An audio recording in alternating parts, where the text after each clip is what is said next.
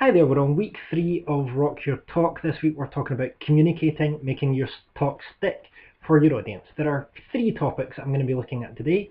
I'm going to be looking at structure, I'm going to be looking at transitions, and I'm going to be looking at delivery. And all of this really comes down to the matter of flow, how your talk flows, what shape it's in. Let's start with structures, and the most obvious, the most common structure that you'll come across is the points-based talk. These are known in preaching as the 3 points in the poem talk, or in science you'll come across the introduction, background, data, method, results, conclusion, discussion talk, the standard scientific talk. The positives about points-based talks is that they're very easy to write, especially if what you're trying to say clusters around 3 themes or 5 points. They also are easy to follow, both for you and for your audience, because most speakers, even beginners, can realise that they have to signal I'm going from point 1 to point 2. But that need to signal leads us on to the drawback of points-based talks. Sometimes the signalling can be so overt that you don't think the points are connected. So the talk comes across as choppy and underprepared and unprofessional. They can also be overdone. People have a tendency to try and force points-based talks on the world when really what they should be telling is a story. And that leads us on to the second kind of talk, the story talk, the narrative talk. Story talks are great for keeping people's attention. They're great for entertaining people. Not so long ago I did a story-based talk at a conference for an organisation called RYT, where I told the story of when I was the world's first Glaswegian to English interpreter. Great talk, great story to tell, great chance to get people laughing, and people were really engaged from the beginning. But the problem is that that was one of the hardest talks to write that I've ever done. How so? Well, I'm not a natural storyteller. I prefer to work with points-based talks, or the next kind of talk we'll be talking about. And so I had to work hard at making the story not only sound good, but sound relevant and work. So they're more interesting if done well on narrative talks, but they're not as easy to do as they look. You do get higher engagement from your audience, and your audience will give you their attention for almost the entire time that you're speaking. But one of the drawbacks is that if you're not a very disciplined speaker, you can wander and end up putting in details that aren't adding anything to your talk whatsoever. There's a third kind of structure, and this one really comes from preaching, but I've seen it done in literary criticism and in academia. This is the expository talk. You take a text or an idea and you go through it in detail, line by line, sometimes even word for word. The great thing is, with expository talks, you get your structure for free. You look at the structure of the text and follow that. Great. They're also easier to make hybrid talks with. You can start with an expository talk and at different places bring out 3 themes or 3 points or tell a story. They're very easy to combine. They're very easy to be creative with as well. But not everyone's creative with expository talks, and the problem is that occasionally, like the points-based talk, they can come across as kind of predictable. It's very difficult to keep the element of surprise, and by the time people have gone through the 5th line of the text you're looking at, they might fall asleep unless you're a gifted speaker. They often, because of that, need spice, and they need you to show from the outset, from the first word, why this is interesting and relevant to your audience. Expository talks look easy to write, but they can be a lot harder to deliver, especially if you tend to drone on and on.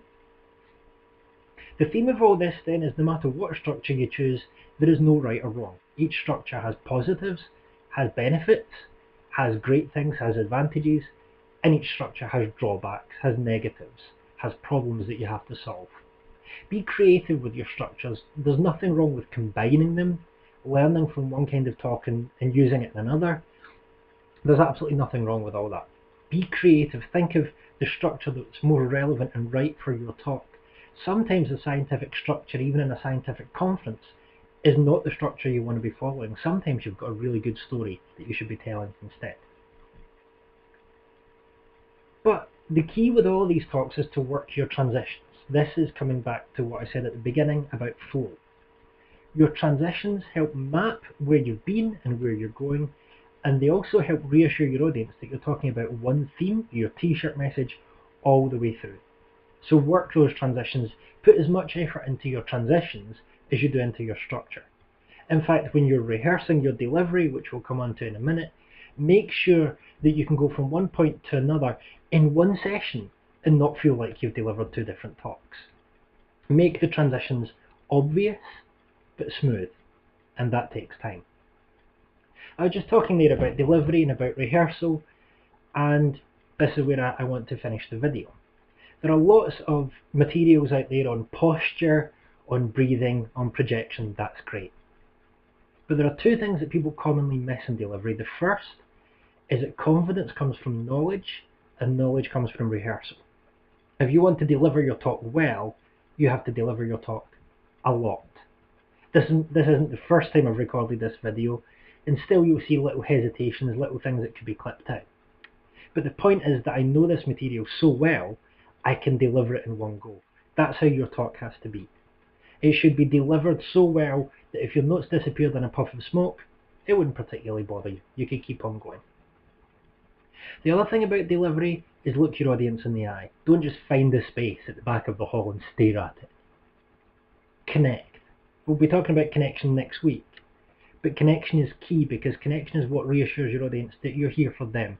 It's not just about you looking good. In fact, it's not even about you looking good. It's about you giving something to them that they can use.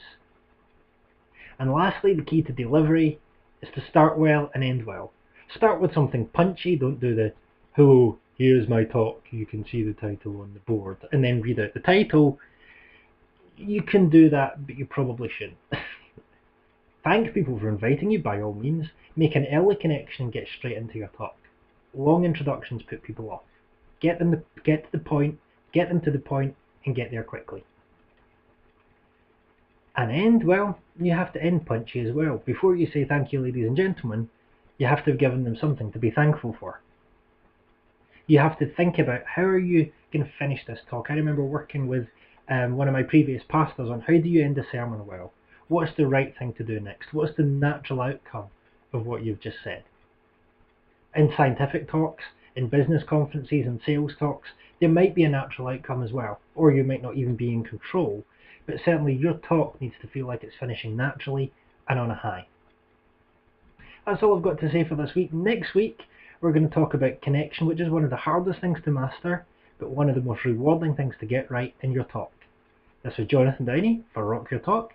See you next week.